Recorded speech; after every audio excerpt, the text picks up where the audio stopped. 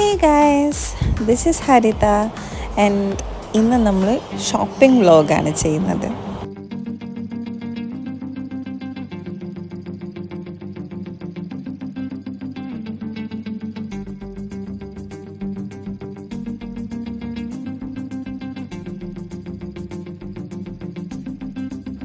അങ്ങനെ രാവിലെ എഴുന്നേറ്റപ്പോൾ വിച്ചുട്ടന് തീരെ സുഖമില്ല എന്ന് വെച്ചാൽ അത്ര പ്രശ്നമൊന്നുമില്ല. പക്ഷെ ചെറിയൊരു ജലദോഷം, ചുമ, ചെറുതായി ഒന്ന് വൊമിറ്റ് ചെയ്തു. അപ്പം ഞാൻ കരുതി അവനൊന്ന് സ്കൂളിൽ വിടണ്ട, ഹോസ്പിറ്റലിൽ ഡോക്ടറെ കാണിച്ച് എന്നിട്ട് അവൻ ഓക്കെ ആണെങ്കിൽ ഷോപ്പിങ്ങിന് പോകാം എന്നുള്ള പ്ലാനിലാണ് ഞാനും മമ്മിയും അവനും കൂടി ഇന്ന് പുറത്തിറങ്ങിയത്. നമ്മൾ ബേബി മെമ്മോറിയലിൽ ന്യൂണറ്റോളജിസ്റ്റ് ഡോക്ടർ അജീഷിനെയാണ് മോനെ കാണിക്കാറുള്ളത്. അപ്പോൾ നമ്മൾ ഹോസ്പിറ്റലിൽ വന്നപ്പോൾ പാർക്കിംഗ് സ്പേസിൽ ഭയങ്കര തിരക്കായിരുന്നു. പക്ഷേ ഡോക്ടറിൻ്റെ റൂമിൽ തിരക്കൊന്നും ഇല്ലാത്തതുകൊണ്ട് പെട്ടെന്ന് ഡോക്ടറെ കണ്ടു കഴിഞ്ഞു. ചെറിയൊരു വൈറൽ ഫീവർ ആണെന്ന് പറഞ്ഞിട്ട് ഡോക്ടറെ വിട്ടു. അപ്പോൾ നമ്മൾ മരുന്ന് മേടിക്കാൻ വന്നപ്പോൾ അവിടെ അതിലും വലിയ തിരക്ക്. നമ്മൾ കുറേ നേരം വെയിറ്റ് ചെയ്ത് വിട്ടു. വെച്ചിട്ടും ബോറടിച്ചു തുടങ്ങിയിട്ടുണ്ടായിരുന്നേ. പക്ഷെ വലിയ കുഴപ്പമൊന്നുമില്ല, അവനാൾ ഉഷാറായിരുന്നു. അപ്പം നമ്മൾ വിചാരിച്ചു ഓക്കെ, വലിയ കുഴപ്പമൊന്നുമില്ല എന്ന് പറഞ്ഞുകൊണ്ട് ഷോപ്പിങ്ങിന് പോകാമെന്ന്. ഷോപ്പിങ്ങിന് പോകുന്നത് എന്തിനാണെന്ന് വെച്ചാൽ കസിൻ്റെ കല്യാണമാണ്, അനുപേട്ടൻ്റെ കസിൻ്റെ കല്യാണം ആയതുകൊണ്ട് അതിനു വേണ്ടി സാരി വാങ്ങാനും എന്നിട്ട് വേണ്ടി ബ്ലൗസൊക്കെ സ്റ്റിച്ച് ചെയ്യാൻ കൊടുക്കാൻ. അപ്പം അങ്ങനെ നമ്മൾ മരുന്നൊക്കെ വാങ്ങി ഹോസ്പിറ്റലിൽ നിന്ന് ഇറങ്ങി കഴിഞ്ഞപ്പോൾ നിങ്ങൾക്ക് കാണിച്ചു തരാം കേട്ടോ. പാർക്കിംഗ് കണ്ടോ, ഇത്രയും വണ്ടി വെയിറ്റ് ചെയ്ത് കിടക്കുക അതിനകത്തോട്ട് കയറാൻ വേണ്ടി. ഒരു വണ്ടി പോകുമ്പോൾ അടുത്ത വണ്ടി കയറ്റി വിടും. അങ്ങനെ നമ്മൾ ഹോസ്പിറ്റലിൽ നിന്ന് ഇറങ്ങി വണ്ടി പാർക്ക് ചെയ്ത സ്ഥലത്തേക്ക് പോവുകയാണ് വണ്ടി എടുക്കാൻ വേണ്ടി. അവിടെ നിന്ന് ഇറങ്ങി നമ്മൾ നേരെ ജയലക്ഷ്മിയിലേക്കാണ് വന്നത്. കാലിക്കറ്റ് എനിക്ക് ഏറ്റവും കൂടുതൽ ഇഷ്ടമുള്ള സ്ഥലം ജയലക്ഷ്മിയാണ് സാരി ഷോപ്പിങ്ങിന്. കാരണം വേറെ ഏത് ഷോപ്പ് കയറിയാലും എനിക്ക് ഈ ഒരു സാറ്റിസ്ഫാക്ഷൻ കിട്ടില്ല. കാരണം എന്തുകൊണ്ടാണെന്ന് എനിക്കറിയില്ല. മേ ബി നമ്മൾ പണ്ട് മുതലേ, ഞാൻ വീട്ടിലാവുമ്പം മുതൽ നമ്മൾ എടപ്പാളിൽ നിന്ന് തൃശ്ശൂർ ജയലക്ഷ്മി പോയിട്ടാണ് ഓണത്തിനും വിഷുവിനും ഒക്കെ ഷോപ്പ് ചെയ്യാറുള്ളത്. ഇപ്പോൾ റിലേറ്റീവ്സിൻ്റെ ഒരു കല്യാണം വന്നാൽ പോലും നമ്മൾ ജയലക്ഷ്മി പോയിട്ടാണ് ഷോപ്പ് ചെയ്യുക. അപ്പോൾ ഇവിടെയും ഞാൻ കുറവായിരുന്നു ജയലക്ഷ്മി പോകുന്നത്. പക്ഷെ ഇപ്പോൾ എനിക്ക് വീണ്ടും ജയലക്ഷ്മിയിൽ വന്നെടുത്താലേ സാറ്റിസ്ഫാക്ഷൻ കിട്ടുന്നുള്ളൂ എന്നായിപ്പോയി.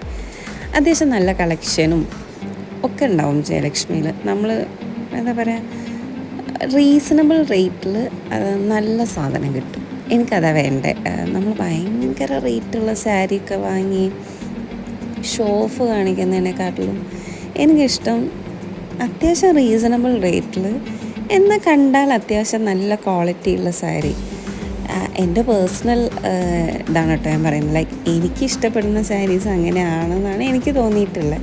ഇതുവരെ എൻ്റെ എന്താ പറയുക സെലക്ഷന് ആരും മോശം പറഞ്ഞിട്ടില്ല. എൻ്റെ സാരീസെല്ലാം എല്ലാവർക്കും ഇഷ്ടപ്പെടാറുണ്ട്.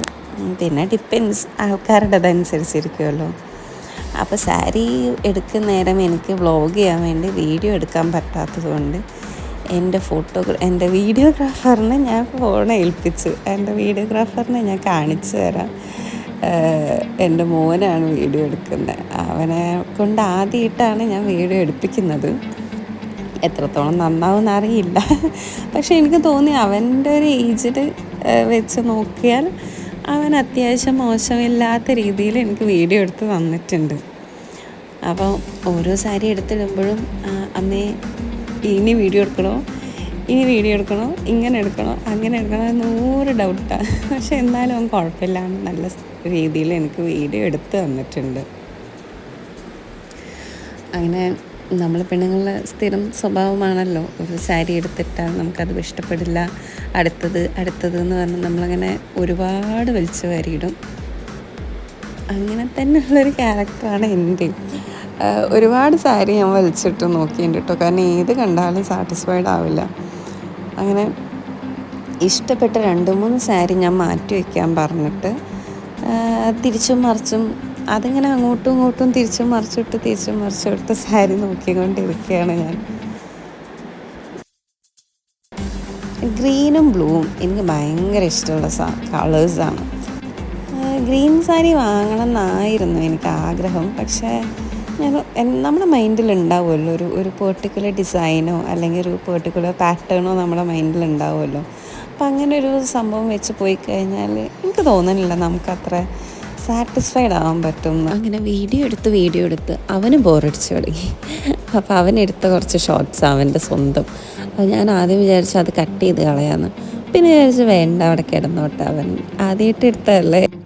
അങ്ങനെ അവസാനം സാരിയൊക്കെ മിററിൻ്റെ മുന്നിൽ വെച്ച് നോക്കി ഞാൻ ഫൈനലി ഒരു സാരി ഡിസൈഡ് ചെയ്തു. അങ്ങനെ സാരി എടുത്തു കഴിഞ്ഞ് നമ്മൾ ബ്ലൗസ് പീസ് കട്ട് ചെയ്യാനും ഒക്കെ ആയിട്ട് താഴോട്ട് ഇറങ്ങിയതാട്ടോ. അങ്ങനെ നമ്മളൊരു കാപ്പിയൊക്കെ കുടിച്ചു. അവൻ വീഡിയോ എടുത്ത് ക്ഷീണിച്ച് അവനും ഒരു കാപ്പി കുടിച്ചു. ഇനി അടുത്തത് അവന് ഒരു കുർത്ത എടുക്കണം കല്യാണത്തിന് ഇടാൻ വേണ്ടി. അപ്പം നമ്മൾ താഴെ കിഡ്സിൻ്റെ സെക്ഷനിലേക്ക് പോവാം. ആ ഒരു കാര്യത്തിൽ അവന് ഭയങ്കര എക്സൈറ്റഡാണ്. കാരണം അവന് ഉള്ള ഡ്രസ്സ് അവൻ തന്നെ സെലക്ട് ചെയ്യണം. അവന് ഇഷ്ടപ്പെട്ടത് എടുത്താലേ ഇടുള്ളൂ. ഈ ഒരു ഏജിൻ്റെ ഇതായിരിക്കും.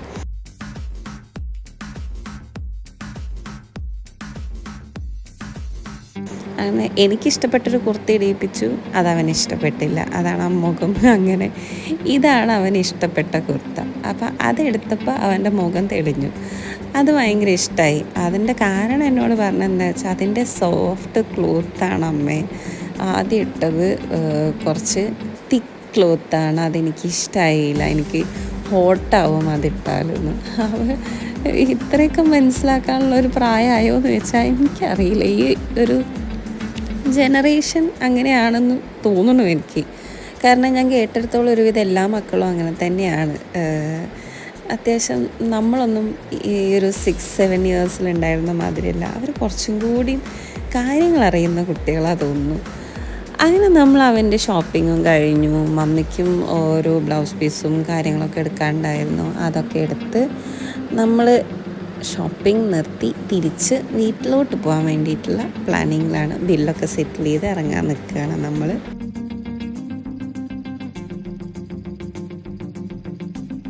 ഇനി ഈ സാരീൻ്റെ ബ്ലൗസ് പീസ് എനിക്ക് സ്റ്റിച്ച് ചെയ്യാൻ കൊടുക്കണം. സ്റ്റിച്ച് ചെയ്യാൻ ഞാൻ യൂഷ്വലി SM സ്ട്രീറ്റിൽ കോയിൻകോൻ്റെ ഉള്ളിലുള്ള ബൊട്ടീക്കിലാണ് കേട്ടോ കൊടുക്കാറുള്ളത്. അത് ഞാനൊരു ദിവസം SM സ്ട്രീറ്റിൽ സ്റ്റിച്ച് ചെയ്യാൻ കൊടുക്കാൻ വേണ്ടി പോകുമ്പോൾ ഞാൻ വീഡിയോ ഇടാം. അപ്പം ഞാൻ പറഞ്ഞുതരാം എവിടെയാണ് ഞാൻ സ്റ്റിച്ച് ചെയ്യുന്നത്. എന്നോട് ബ്ലൗസ് കാണുമ്പോൾ ഒരുപാട് പേര് ചോദിക്കാറുണ്ട് എവിടുന്നാണ് ബ്ലൗസ് സ്റ്റിച്ച് ചെയ്യാറുള്ളതെന്ന്. അപ്പം ഞാൻ ഓർത്തു അത് ഞാനൊരു വീഡിയോ ആയിട്ട് ഇടാം. അങ്ങനെ ഉച്ച സമയമായിട്ട് നമ്മൾ തിരിച്ചു പോകുമ്പോൾ അത്യാവശ്യം ബ്ലോക്കല്ല, കാര്യമായിട്ടുള്ള ബ്ലോക്കൊന്നുമില്ല. പിന്നെ സിഗ്നലാകുമ്പോഴുള്ള ഒരു തിരക്ക് മാത്രം. പിന്നെ ഉച്ച സമയത്തുണ്ടാകുന്ന ചെറിയൊരു റഷ് അത്രയേ ഉള്ളൂ. അതുകൊണ്ട് കാര്യമായിട്ട് നമുക്ക് ബ്ലോക്കൊന്നും കിട്ടിയിട്ടില്ല. അങ്ങനെ നമ്മുടെ ഇന്നത്തെ ഷോപ്പിംഗ് വ്ലോഗ് ഇവിടെ കംപ്ലീറ്റായി. നമ്മൾ വീട്ടിൽ തിരിച്ചെത്തി. സോ വീഡിയോ ഇഷ്ടപ്പെട്ട എല്ലാവരും ലൈക്ക് ചെയ്യണം, സബ്സ്ക്രൈബ് ചെയ്യണം. ടാറ്റാ.